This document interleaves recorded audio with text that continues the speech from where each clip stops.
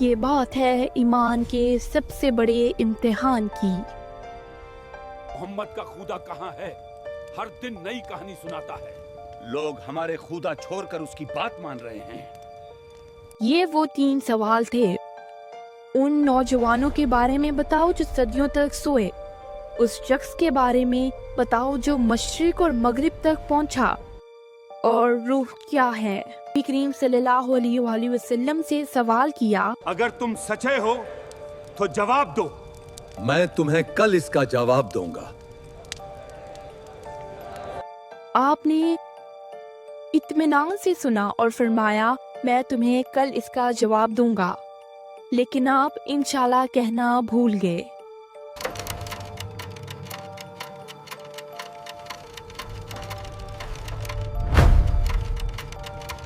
اور پھر انتظار شروع ہوا۔ 1 دن گزرا، 2 دن گزرے، اور روایت میں آتا ہے کہ اس طرح ہی 15 دن گزر گئے۔ پھر کیا ہوا؟ پھر کیا مکہ کے سردار تانے کسنے لگے، کیوں خاموش ہو؟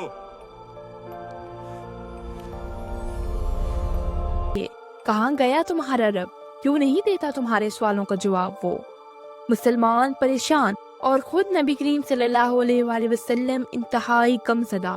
اور پھر 15 دن بعد اللہ نے نہ صرف ان سوالوں کا جواب دیا بلکہ اپنے پیغمبر کو صبر اور یقین کا درس بھی دیا۔ أنزل على عبده الكتاب ولم يجعل له عوجا۔ اور نازل ہوئی سورۃ الکہف۔ اس عظیم و شان سورہ کا آغاز اللہ نے اپنی تعریف سے کیوں آخر کیا؟ کیا وجہ تھی اس کے نازل ہونے کی؟ سب تعریف اللہ ہی کی ہے جس نے اپنے عباد یعنی کہ بندے پر یہ کتاب نازل کی اور اس میں کوئی ٹیڑھا پن نہ رکھا۔ سوچئے، اللہ نے رسول یا نبی نہیں کہا بلکہ عبد کہا ہے۔ یہ ایک بندے کے لیے سب سے بڑا اعزاز ہے۔ قيما لينذر بأسا شديدا من لدنه ويبشر المؤمنين الذين يعملون الصالحات أن لهم أجرا حسنا، تاکہ لوگوں کو اس کی طرف سے آنے والے سخت عذاب سے ڈرائے اور مومنوں کو خوشخبری سنائے کہ ان کے لیے اچھا بدلہ ہے۔ یہ قرآن کا ڈرانا اللہ کی محبت اور رحمت ہے۔ اس کا مقصد ہمیں آگ سے دور رکھنا ہے، نہ کہ نفرت کرنا۔ ماكثين فيه أبدا وينذر الذين قالوا اتخذ الله ولدا۔ اس جنت میں وہ ہمیشہ رہیں گے، اور ان لوگوں کو بھی ڈرائے جو کہتے ہیں کہ اللہ نے کسی کو بیٹا بنایا ہے۔ یہ شرک کی سب سے بڑی قسم ہے۔ یہ کہنا کہ اللہ کا بیٹا ہے اس کی ذات پر سب سے بڑا بہتان ہے۔ ما لهم به من علم ولا لآبائهم كبرت كلمة تخرج من أفواههم إن يقولون إلا كذبا۔ ان کو اس بات کا کچھ بھی علم نہیں اور نہ ان کے باپ دادا کو تھا۔ یہ بڑی سخت بات ہے جو ان کے منہ سے نکلتی ہے، یہ محض جھوٹ ہے۔ اللہ واضح کر رہا ہے کہ ان کا یہ عقیدہ صرف آندھی تقلید پر ہے، اس کی دلیل پر نہیں۔ آج ہم سوشل میڈیا پر بغیر علم کے ایسی کتنی باتیں آگے بڑھا دیتے ہیں جن کے بارے میں ہمیں خود علم نہیں ہوتا اور ہمیں خود اس بارے میں پتہ نہیں ہوتا، اور ہم خود بھی غلط مشورہ سنتے ہیں اور آگے غلط ہی پھیلاتے ہیں۔ إنا جعلنا ما على الأرض زينة لها لنبلوهم أيهم أحسن عملا۔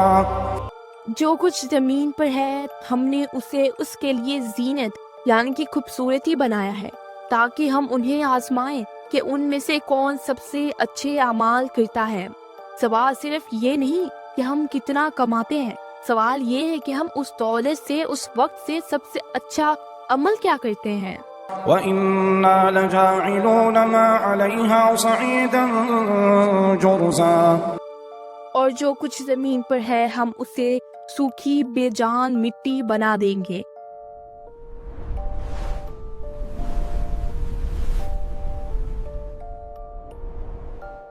जब सब मिट्टी हो ही जाना है तो हम क्यों ना अपनी नीयत, अपने अमाल को मजबूत करें? क्या तुम्हारा ये ख्याल है कि कहफ और रकीम का वाकया हमारी निशानियों में सिर्फ एक अजीब बात थी?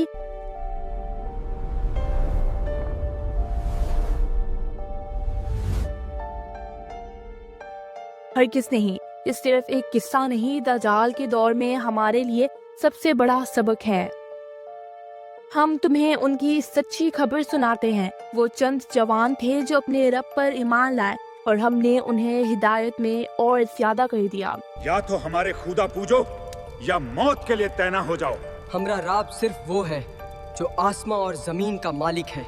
या रब, हम पर अपनी रहमत फरमा और हमारे लिए रास्ता आसान कर दे। जब उन्होंने कहा हमारा रब तो वही है जो जमीन पर और आसमानों का मालिक है, उन्होंने ईमान के लिए दुनिया को छोड़ दिया। और देखो, ये है हमारी कौम जिन्होंने अल्लाह के सिवा दूसरे माबूद बना लिए। क्यों नहीं ये लोग इनके बारे में कोई खुली दलाइल या प्रूफ लाते?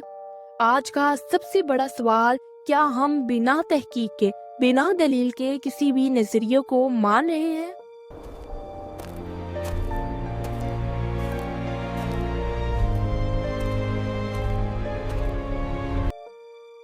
नबी करीम सल्लल्लाहु अलैहि वसल्लम ने फरमाया, जिसने सूरह कहफ की पहली 10 आयत हिफ्ज कर ली, वह दज्जाल के फितने से महफूज रहा।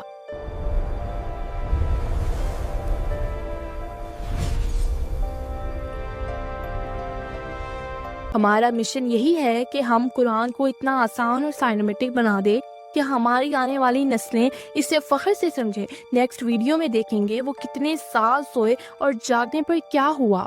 अल्लाह हाफिज।